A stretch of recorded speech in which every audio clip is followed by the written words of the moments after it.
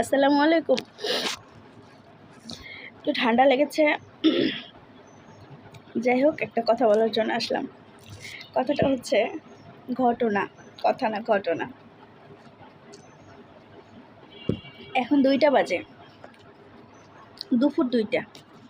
তো 2টার সময় এই যে দেখেন,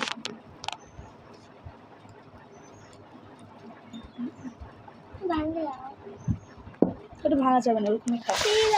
আমরা দুইজন, এই যে আমার মেয়ের আবার এই যে টোস্টের মধ্যে যেই কালা জিরাটা থাকে, এটা সমস্যা, একটু পরে দিচ্ছি। ধরো, বসে বসে দেখেন এত বারান্দাতে আলো পড়ছে, মানে কিছুই মুখটা মনে হয় বোঝা যাচ্ছে না।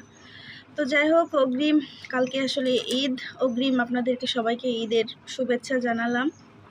ঈদ মোবারক, সবার ঈদ ভালো কাটুক, আনন্দে কাটুক। আর মাংস বেশি বেশি খান, 100-150 কেজি ওজন বাড়ান।